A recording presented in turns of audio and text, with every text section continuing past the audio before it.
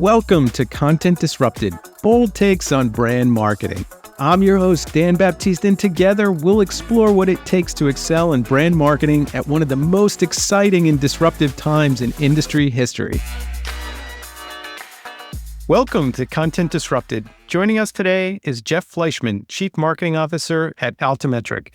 Altimetrik focuses on helping businesses accelerate growth and achieve their goals through digital and cultural transformation, including AI adoption. Lots to dig into there, Jeff. Speaking of transformation, Jeff has 30 plus years in leadership roles at major brands such as Citi, American Express, Monster.com, Penn Mutual, and more, where he's helped drive change within these organizations at pivotal moments by leaning into modern tech along with customer-centric strategies. I'm excited to dive into Jeff's playbook for success and talk about how we apply it in today's crazy environment. Jeff, welcome to the show. Thank you, Dan, and thanks for that wonderful introduction and reminding me how old I am. Listen, it's called experience, right? So I'd love to start here where we look at all of the brands you've worked on, and throughout your career, it seems like you're drawn to these big challenges, so driving change in the face of uncertainty. So one, why is that? Why do you sign up for that? And what gives you the ability and the confidence to lead organizations through these moments? Yeah, so great question. I like challenges. It's funny, if you tell me, and even as a kid, if you told me I can't do something, I did it. And when I started working, I took on some challenges. And when I was the new kid on the block, I was starting to use, at the time, IBM computers. And I would do what today would be rudimentary things, right? And people looked at me like I was some sort of rocket scientist. And I think I was on that wave where I could leverage technology to accelerate productivity, improve outcomes, and really drive a business forward in terms of solving for some sort of challenge. And so that was the start. I've never been afraid to take on a challenge. I've always said to myself that I have this mountain to climb and I'll get there. I'll climb to the top and then I'll climb the next peak to the next peak and so on and so forth. So I would say the other half to this is that it's no fun doing something that's simple and easy. Sometimes you might question yourself on whether or not you made the right choice. Did I take on too much? But I do think it's rewarding. And I believe in self-improvement and self-growing in terms of your career growth. And you can't do that by taking the easy path. And you learn a lot more from your mistakes than you do from what you do right. And it makes you a better, stronger leader. And so that was my mantra, and I stuck to that blueprint. And when people threw stuff at me, I was glad to take it on and try to excel.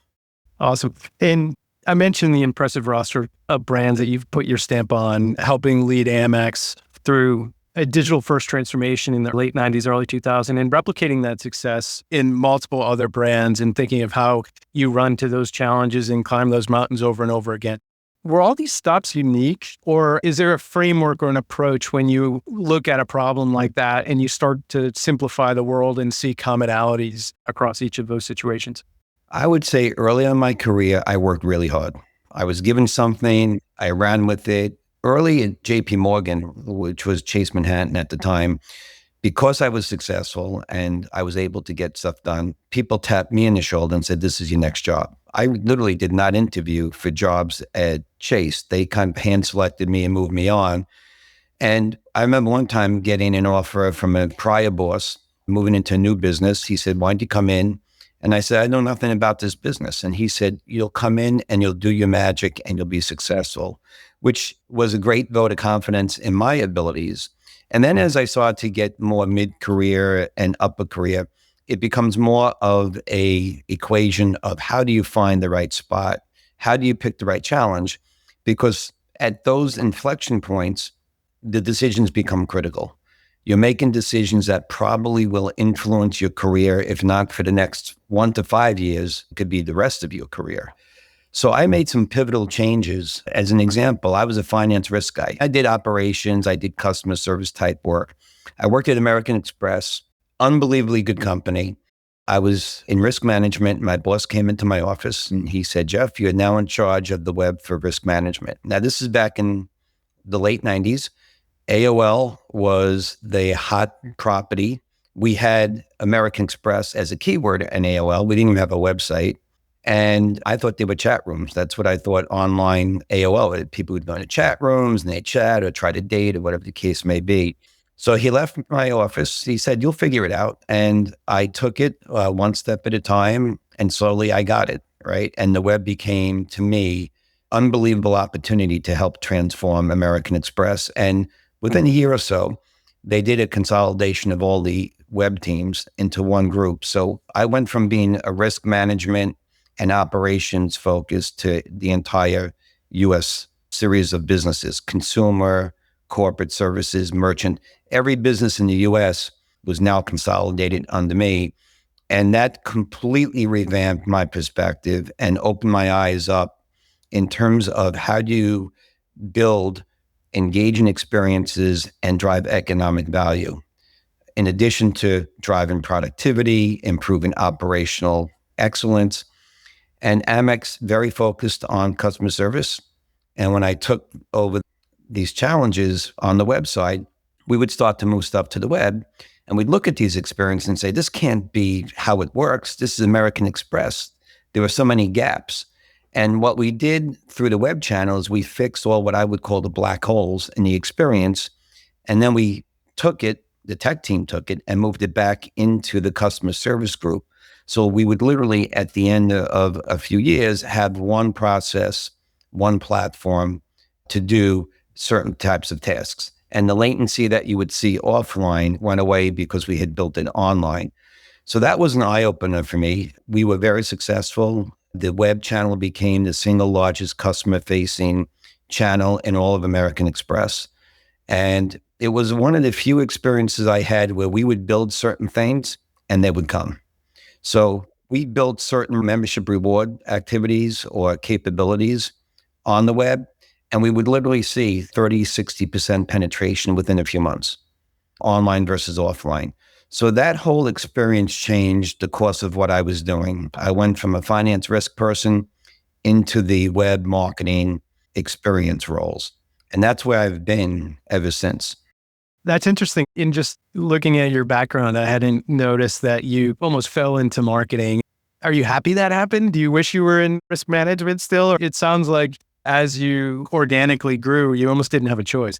I'm happy I made the change. I was able to actually, based on working for American Express, and by the way, they allowed us to be successful, right? They gave you the tools. You had to prove yourself. And even when it came to budget time, you had to be very clear what you're going to do, why you're doing it, and what you're going to get for that. And my finance risk background was very helpful. Even today, when I think about marketing, I always think about what's my ROI? How am I going to measure this? How am I going to go request money to do something and prove that I have the business case? Because a lot of times marketers don't have that background and don't have that advantage. So I bring the finance background to my marketing skills. It depends what company you work for. Some companies support marketing and treat it as either a strategic imperative or a strategic internal partner to the business. And some companies treat it like a support group. I hate using the word support group, but that's what they treat it. So if you find the right niche as a marketer, it could be very rewarding. And if you find yourself in a culture where marketing is pushed to, it becomes very challenging and very difficult to operate. And so I've seen both. I much prefer the ones where it's more inviting and more acceptable. Marketing is viewed as a strategic asset.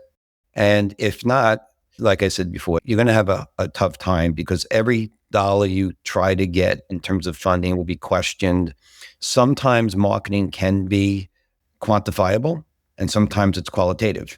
You can measure some brand metrics, but a lot of it can be qualitative. So it's soft. But in terms of lead generation, in terms of building a website, in terms of doing things where you can demonstrate an ROI, to me, that's what I want to be focused on. And the other big change that's happened since I started in marketing is that it's very technology and data focused. It's completely transformed to now you can market to audiences of one if you'd like. You could be very specific in who you target, how you target, where you target, and everything is measurable. So in the old days, you'd throw stuff out there and 3 months, 6 months later, you'd get some indication of how a campaign performed. Now you can read in real time. You can do A/B testing, multivariate testing in real time, and you can tweak your strategies much more dynamically than you could in the past. So to me, marketing is a lot more like rocket science. I want to poke at that because I'm reconciling a few thoughts that you just shared. One is there's a lot of elements of marketing that are really important from qualitative and quantitative. When you think of what you just said, which is now we can personalize and get access to metrics instantly, does that help or hurt in an environment where every dollar is attributed to some sort of ROI metric when, to your point earlier, maybe it shouldn't be? Like, how do we reconcile that kind of friction? Yeah, good question. I think it's incredibly important to be able to quantify what you're doing. If you sit down every planning season, everyone sits down, they go through a bottoms up marketing plan, and everything has what are we doing, why, and what do we expect to get. Most things can be measured. Lead gen, social media, website, all that stuff can be measured. When you get to the brand side of the equation, that becomes a bit more challenging because you have things to measure that might be more like a survey. Do you recognize the brand? You give unaided or aided your recognition of the brand. That becomes very soft. I would say that the type of marketing that I'm most interested in is the type that can be measured. And we talked about it earlier. I'll take the challenge. I'll lay out a business case. And my expectation is that if I can deliver, I want more money. Failing is not terrible, right? Especially if you're in an environment where they allow you to fail, but sunset quickly. So if something's not working, don't let it drag on and don't waste money. Sometimes you have to pull the plug. You did everything the right way. Results aren't what they should. Stop it and move on to the next thing. So I would say if you're in marketing, quantify. And these days, there's not much you can quantify. If you do that, you build credibility with your business partners because you align your goals to what their goals are, right? Why am I doing lead gen? I'm trying to bring a new business, right? No business leader is going to say, don't bring in new business or help me grow the wallet share by using the tools and techniques that you can do to increase my visibility within an existing client. So those things become really important. They build credibility. And when you sit down with the CFO, it's interesting. I've sat down with very senior executives, CFOs and CEOs when I've done my plan. And I think the bar was low when I walked in because this is marketing. And I walk in with a water flow chart to show, here's my beginning point this year. I subtract out what I'm stopping. I come up with my new baseline for next year, and here's what I'm adding in. And it's all quantified. There's a reason why I'm doing things. And it works out really well. It builds credibility. It doesn't mean you're going to get your budget. Doesn't mean people start to believe in marketing. But no one can dispute the fact that you have a game plan. You have outcomes that you expect to get. And I'll put a wager on the fact that we could drive those outcomes. And if we can't, then we'll move on. We'll stop what doesn't work and we'll move on, figure something new out. And when you look at your business case, when you're going to ask for money, what are some of the core elements that you put in there that maybe other marketers don't really think about given your financial and your risk background? Yeah, I would say it's creating the P&L. And you can say, well, I'm going to grow my new, let's say acquisition. I'll get acquisition numbers from 10 to 20. And that's okay. It's base stats. But what is that increase in business going to look like to the bottom line? So you bring in X number of new clients. What's the revenue look like? What's the opportunity to grow the revenue beyond that look like?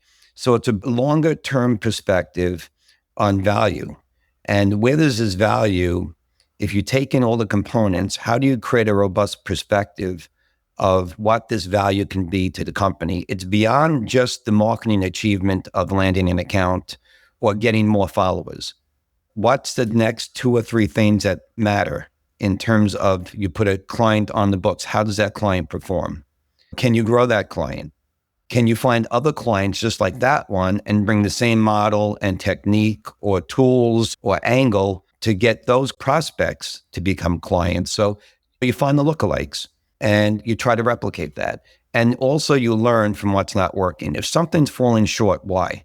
I always want to do a postmortem on what's working and what's not working. And you're constantly tweaking. Marketing is It's not an end state, right? It's a continuous process to find a better way of doing something, to create more value. And I would stress building the right partnerships within the company because you need advocates. A lot of marketers don't have advocates inside the company. It could be a variety of reasons. It could be culture, it could be working relationship, it could be style. But I've always been a bridge builder in any job. Even when I was in finance, I would reach across and try to understand why people are trying to make investments and what can we expect to get for it. Because as a CFO, that was my responsibility to understand return. So being on both sides of the equation, building those bridges become a very important aspect of being a marketer. And being able to partner and bring people with you is important. And if you bring them, they're going to actually start picking up the phone and calling you more and relying on you more as a partner to help them grow the business. So strategically partnering with folks internally to drive business outcomes versus chase marketing tactics. I think that's a great reminder. You can't be successful on your own when you're trying to solve a business challenge with marketing. You need to work together. That makes a whole lot of sense and is a great reminder. Tell me about your role at Altimetrik. So you've been there for about 6 years. You mentioned coming in cold with the business case at the beginning. What have you accomplished over that time, and what's the next wave of things you're focusing on?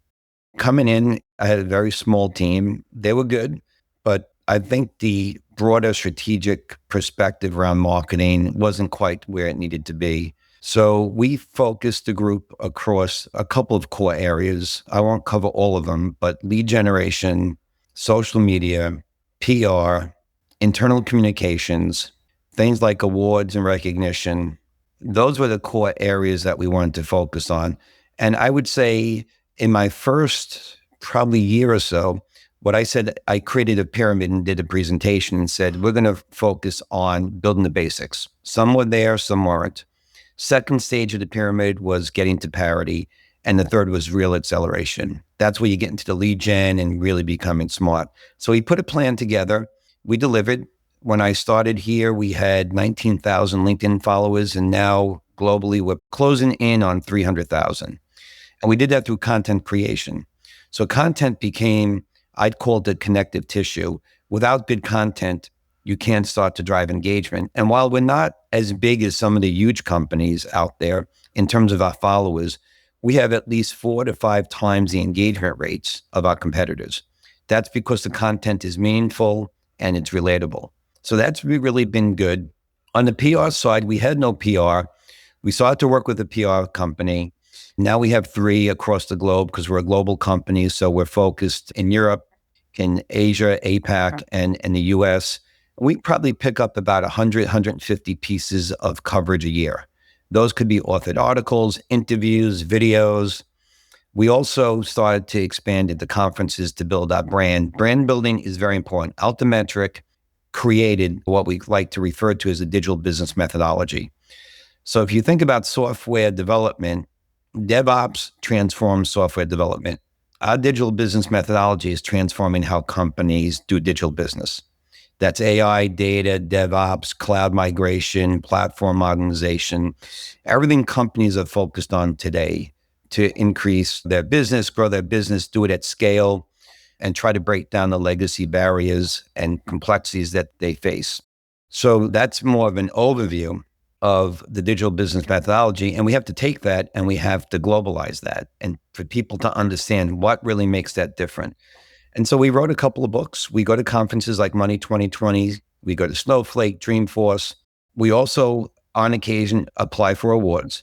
So the company has won innovation awards. They've won technology awards. We have a great culture. Many of our markets have won great places to work. And that's a credit to the people and the culture of Altimetrik. So we took a broad perspective along those domains and also built internal strategic communication so that we speak with one voice. So it's not only important that the brand and the communications is done consistently across the globe externally, but internally as well, because every one of our employees is a brand ambassador. So those were the core areas that we focused on, and we've seen success. But we're still a small marketing team. We're now focused on building lead gen capabilities, which we did over the last few years. We're bringing in leads and marketing qualified leads. We get them in sales qualified leads. Converted a few, not as many as I'd hoped, but we're continuing to bring in good leads and figuring out what's that magic and sauce or ingredient to close on more deals. I have a creative team. They're using AI there. I use Gen AI every day, both personally and professionally. And we're starting to build out internally a lead gen capability leveraging AI, something that we can actually market more broadly out there to clients at some point down the road. So AI has been a game changer. And if people aren't using AI, don't be afraid of it and embrace it and figure it just like the web. I said the same exact words about the web when the web started. Do not be afraid of the web. The web is not your enemy. AI isn't. I will tell you a couple of things I personally use for AI. So if I write a blog or I write content, I'll use AI to validate my position, either for or against. So I let it challenge me a bit in my perspective. Where it's really powerful is its ability to find research that supports a position.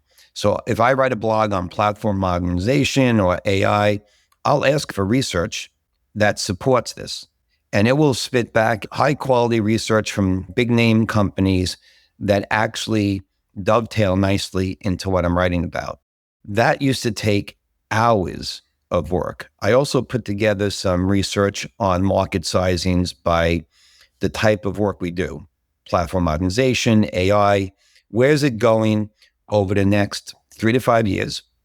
And then I broke it down by industry. So there were 5 or 6 core technology areas I focused on. Then I broke it down by the 4 or 5 core industry groups that we're in. And I created this matrix. And that research to get the market sizings would have taken me months. And maybe I'm over exaggerating. It would have felt like months, but it would have been very painful and hard to put together. I did it probably in 2 hours. And the reason why it took 2 hours is because when you prompt AI, you have to ask it the right question. Even when it was starting to format tables for me, it would change the formatting of the table on its own. And I'd have to go back and say, don't change the table, leave the table as it is, just bring in the industries. And it's just a phenomenal tool. And I look at it as not a replacement of, but it actually supplements what you can do. So for instance, I write a blog and then I can tell it, I want to write LinkedIn posts. I want 3 LinkedIn posts and I want 1 poll for LinkedIn, and it will do it in minutes, seconds, it feels like. And it puts together content that you'd probably get to at some point, but it just increases the speed. So people went from using calculators to using Excel, and that was a quantum leap in your productivity and ability to do things and measure, especially as a finance guy. That was a huge jump for me.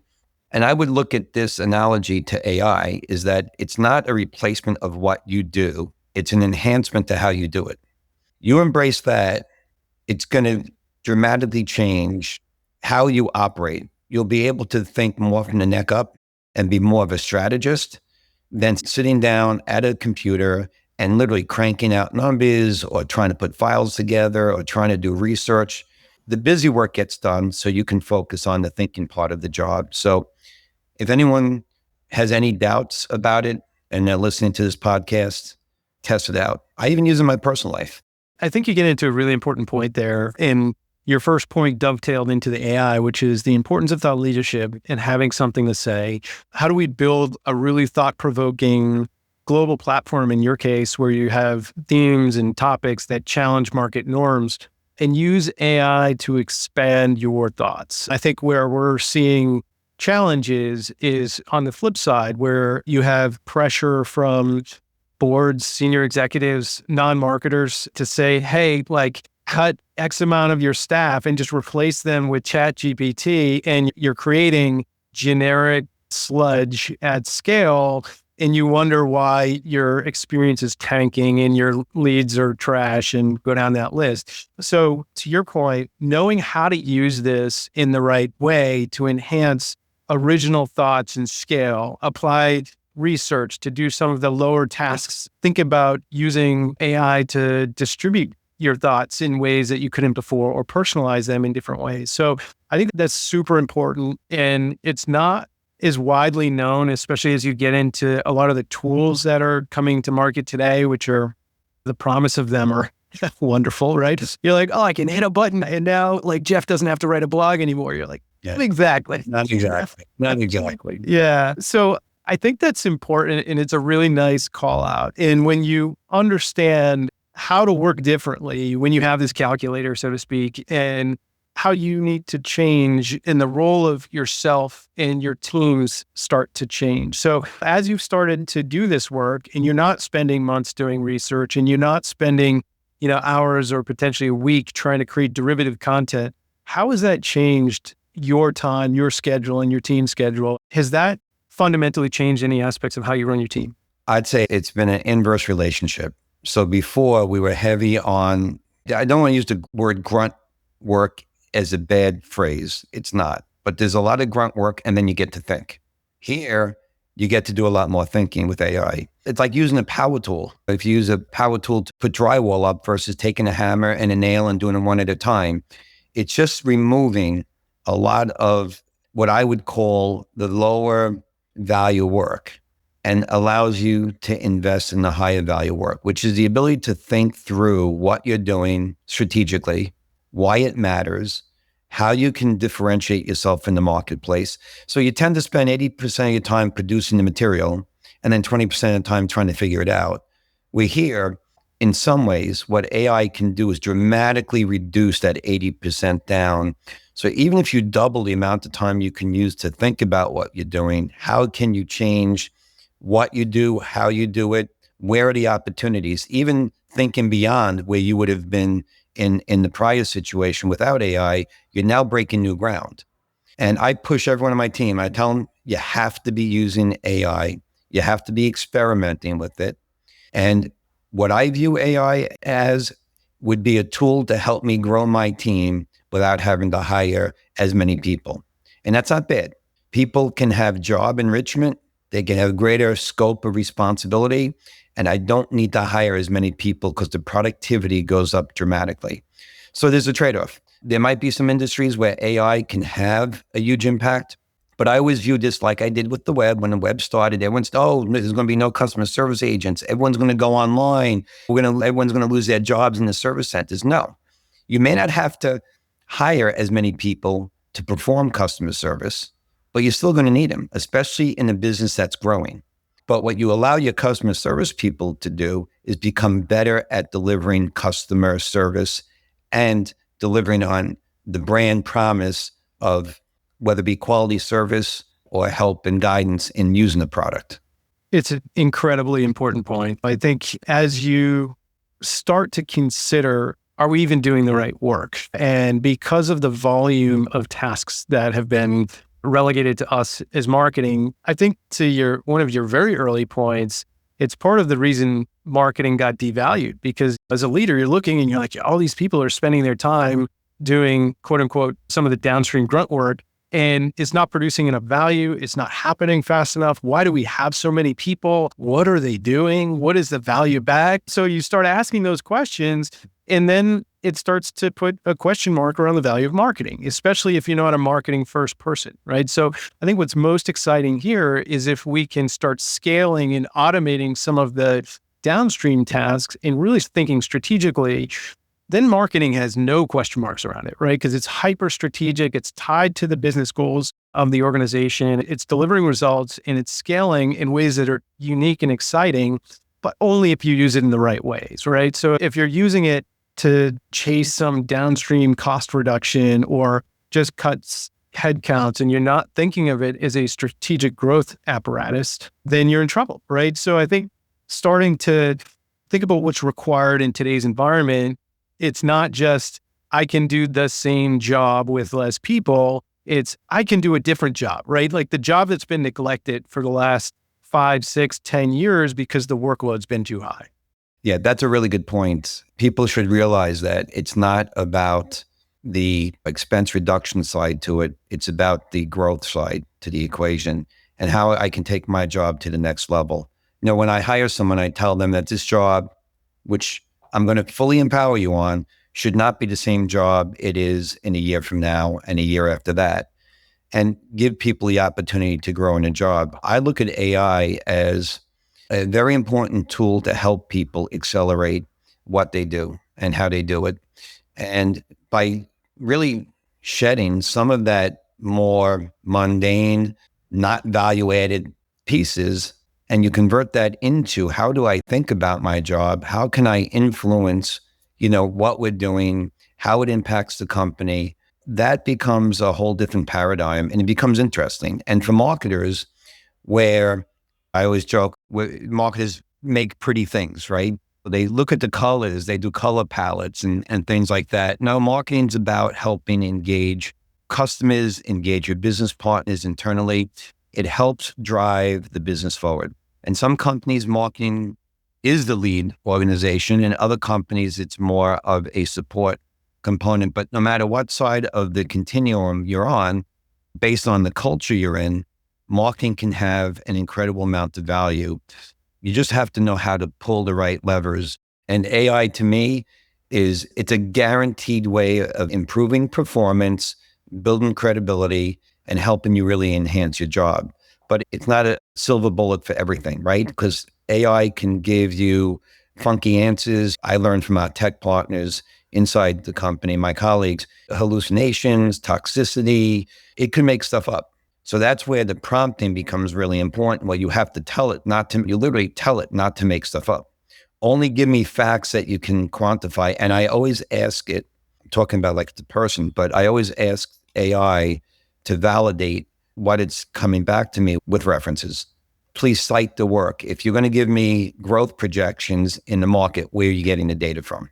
And limit it to what you can actually find, and don't infer on any of the information you're giving me. So prompting becomes really important. I'd recommend people play around with it, or even you can ask ChatGPT how to do better prompting, and it will tell you how to do better prompting. So if you get good at that, it makes it a bit easier. And I actually find myself asking people questions and conversations a bit better because I use AI, which is weird. That is weird. Yeah. To make me a better question asker in person when I'm in person. That's funny. So we built a solution for marketers that largely follows that logic, where we have human created content that either we or our brands create on behalf of them, and then say, do not stray from this. And if you're going to add to it, do these things. And also like, hey, can you do a really good job because my job's on the line on this piece? And it actually comes out better, which is crazy and really funny. But to your point, really starting to understand how to work these things and even the different strengths and weaknesses. We're mentioning GPT a lot, but as you think of the different platforms, some are good at and others are. We've been talking a lot about the financial return of some of these marketing activities, but I also know that you've put a premium on the customer relationship and customer value throughout your career. AI can really be a tool to cut costs or drive efficiencies and things like that. But where do you see the value in creating deeper customer relationships with the value of AI? Like, how do you tie those two together? I think it helps you create more insights faster, and you can test things out with AI. So that's one aspect. The other aspect, as we start to get into lead gen, and I don't have too many details about the models we plan on building here, is how do you take all of the data you have out there in terms of contact points, engagement points, conversion points, by product, by market, by industry, by job title, and actually take that and consolidate that down into learnings. So to me, AI can single-handedly take these complex relationships and draw out conclusions and observations that may not be so easy. I'll give you an example, not by my company, but I read somewhere, and it must have been a medical journal, where doctors taught the computers to look for cancer markers in breast cancer. So the machines were really good at identifying the markers that identified breast cancer. And machine learning actually came up with 2 markers that doctors never recognized before. So not only did it learn, but it actually educated the teachers on new markers that are a sign of cancer that were unknown to them before. So if you shift into marketing and you take that paradigm, AI is going to draw observations, not obvious nuggets of wealth that you can uncover by observation. And what AI can do is really filter through a lot of information so that when we go to the market and we want to engage someone, You can literally take the right type of content for that particular person in that particular industry, in that particular region, with some understanding of what's important to them. And you can create content, and Skyward, huge on content and content development. You can imagine surgically placing content in a very dynamic way in real time. And we've always talked about getting the right message at the right time on the right device to the right person. Well, AI not only can do that, but it can actually tell you where the additional opportunities are. And again, it's a two-way street. You have to digest and understand the data, understand the information. You can't just assume whatever you're hearing from the models, it's correct. You have to test it. When you go back to some old-fashioned methods of going out there, do some testing, maybe A/B testing, maybe do some lookalike marketing, or do remarketing to people who may not have decided to click on that ad the first time, see what the results are, see what the behavior changes are. So it's a great tool, but it's got to be used in relationship to everything else you do. Yeah, I think as a industry, we've been talking about personalization forever. And I think the barrier to actually proper personalization has been scaled content, right? Because you start building all these tools and you're like, oh, we can surface content based on this behavior. And you're like, cool, but where's like the 57,000 variations of that content to actually deliver that last mile experience? It didn't exist. So now that it does, that sort of promise is starting to materialize. But to your point, it has to be good. It has to be interesting. It has to be thought-provoking, because as we start moving through and building this infrastructure, what you say, how you say it, who you say it to, and at what point, like all that stuff starts to matter. But for the first time, we can actually do it, right? If done the right way. When you look at to that point, your understanding of customer expectations of brands and their experiences that they're providing, how is that changing as we're starting to see this world grow up? And what is the risk of not doing a good job? And I think the not doing a good job falls in two categories. One is this vanilla, generic, semi-hallucinated content that's AI generated, or on the opposite side, to your point, retreating for the hills and totally running away from it and just not participating. Like, what is the danger of those two things? And what is the opportunity of doing it right? And what does that look like? Yeah, I think there's more risk than opportunity by not doing it. You mentioned your generic content. People, on one hand, say, give me something of value, act like me. And then they get freaked out when you act like them. It's really a catch-22. That's freaky. How did you know that? I talk in my house, and then all of a sudden I'm seeing ads about what I just talked about coming up on my phone. So I know, even though I try to turn certain things off, someone's listening to what I'm talking about, because it's not random that a particular product I was talking about is now showing up in my offers, both on my computer and on my phone. So I would say that there's got to be a combination of, you have to experiment. You can't just throw money out there and hope something hits. And it's not like a spray and pray. I would start with your business model, because nothing changes. You're trying to engage customers. That's never going to change. That's the overlying thing, right? You either want to get new customers, keep the ones you have, or grow wallet share. So when people tell me, what do you want to do, or what's important, those three things probably are always at the top of the list of any company. Anyone in a company, they want more customers, they want to grow their wallet share and retain them. So you have to start where you are and build out as a starting point from what you're doing today. Use new tools, capabilities, and extend that model out to see if you can do better at what you're doing today. All right, Jeff. So you wrote a book, Advice to My Younger Self, a common sense guide to navigating your career, available on Amazon. Maybe, Jeff, you can hold up the cover here. What prompted you to write the book? I wanted to help people is the bottom line. So I've had many moments in my career where if I could go back and redo it, I would have done it. Those cringeworthy moments. And so what I wanted to do is put together some, again, common sense approaches to how to manage a career, listen with the intent to understand, find your advocates, always invest in yourself, things like that. Find some work-life balance. And I've done a few presentations and book signings, and I have a small presentation I put together. And the last slide of it is a tombstone that says I could have worked more hours. And so I remind people that life is more than just work, but you need to find that right mix.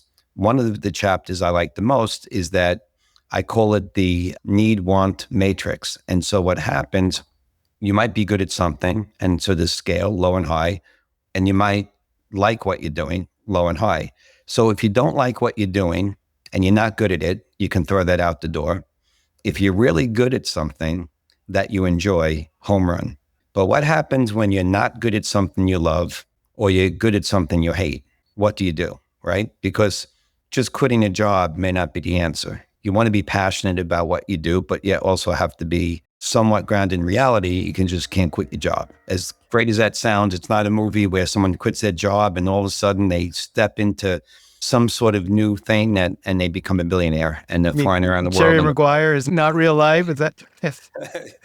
It's not. Yeah, exactly.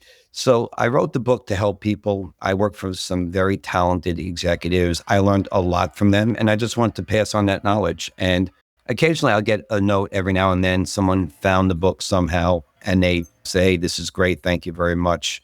I really enjoyed reading your book." And if I could help people, why not?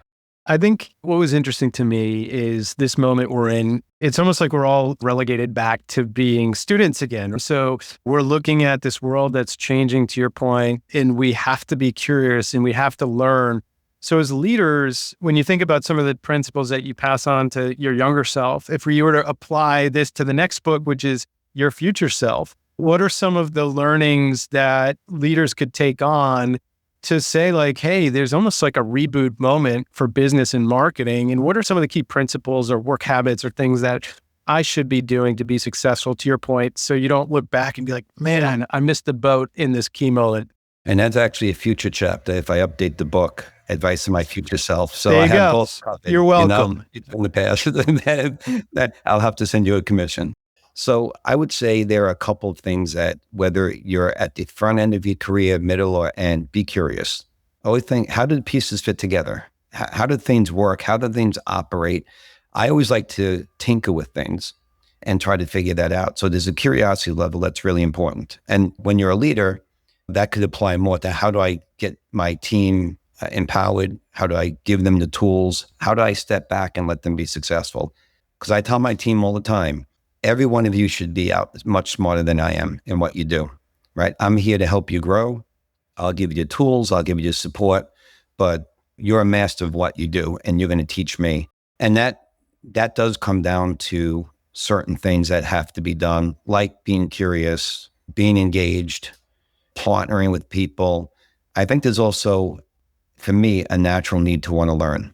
I want to expand what I'm doing and how I do it. So every job I took, I was always looking at how can I evolve this job to the next level.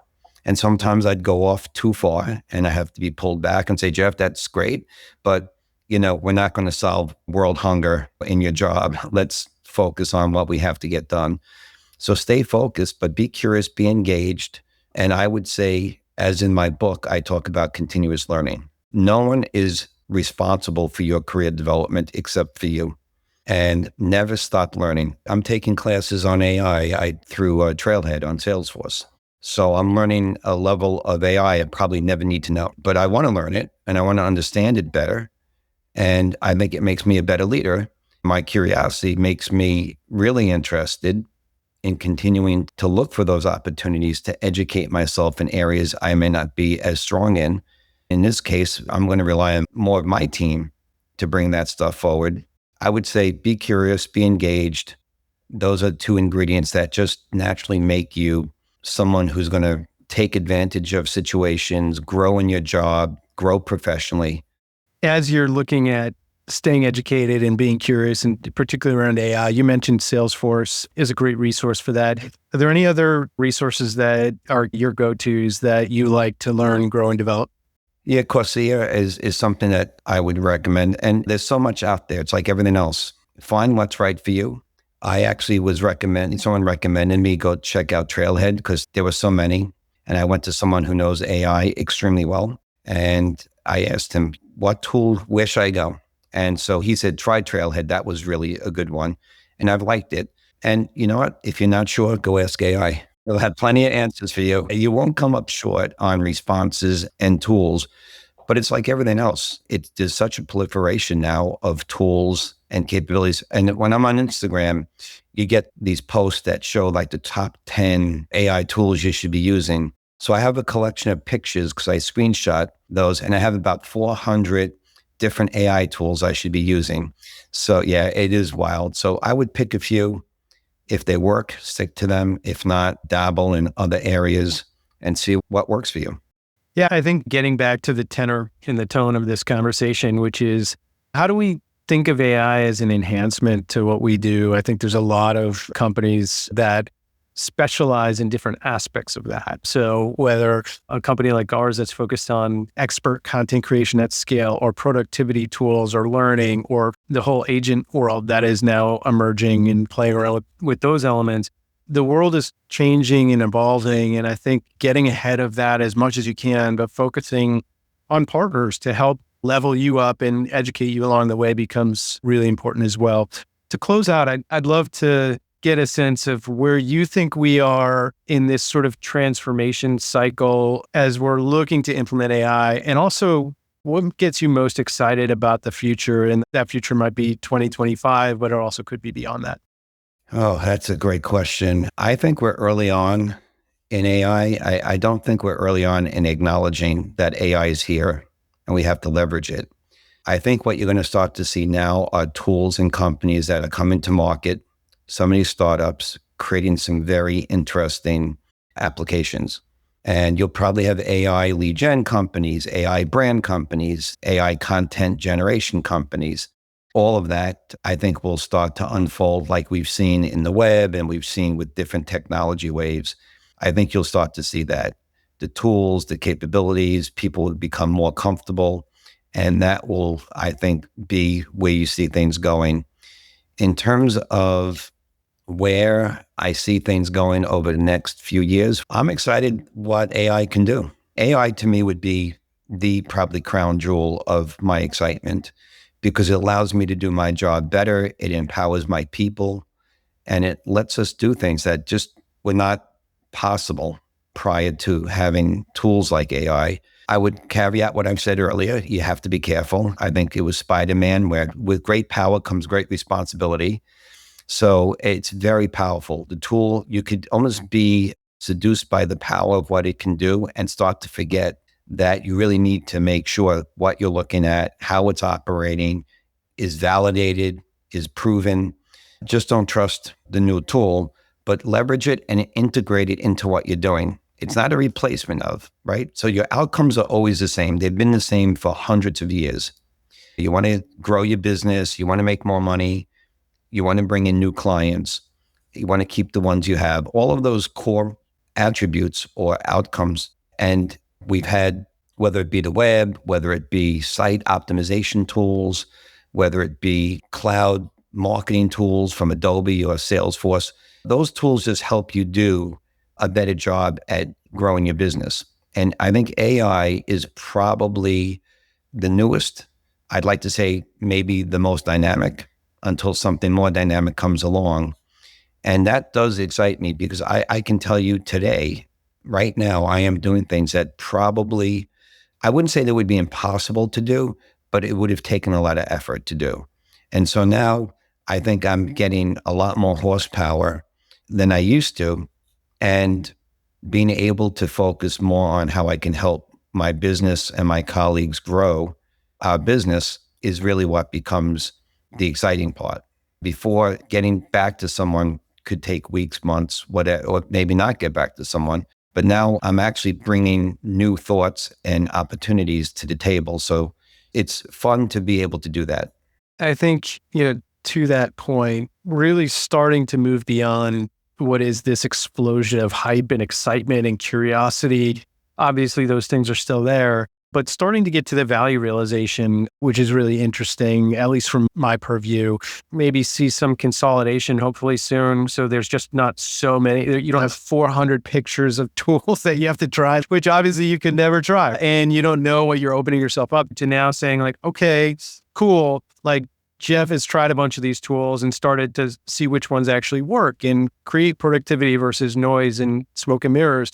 And also, like, as an industry and as an economy, we're starting to utilize these to do a different style of work, which is cool. So running to some of those principles, like how can I use these tools not to automate high thought tasks, but to allow me to move faster in some of those replicable tasks over and over again that are lower thought. If I were able to do those things faster, I could produce way better work at a higher scale and get better outcomes. So I think we're starting to get to that place. I think the last year and a half has been wild, exhausting, exciting, all those things. But, the dust seemingly is starting to settle into a future that we all can start to operate in, which is very cool. So Jeff, really appreciate your perspectives. Awesome conversation. Really enjoyed it. And thanks for sharing all your knowledge. Thank you, Dan. I really enjoyed having the conversation and chatting more about where we are and what the future may hold. We'll see. All right, Jeff. Thanks again. Thank you. Thank you for listening to Content Disrupted, brought to you by Skyward.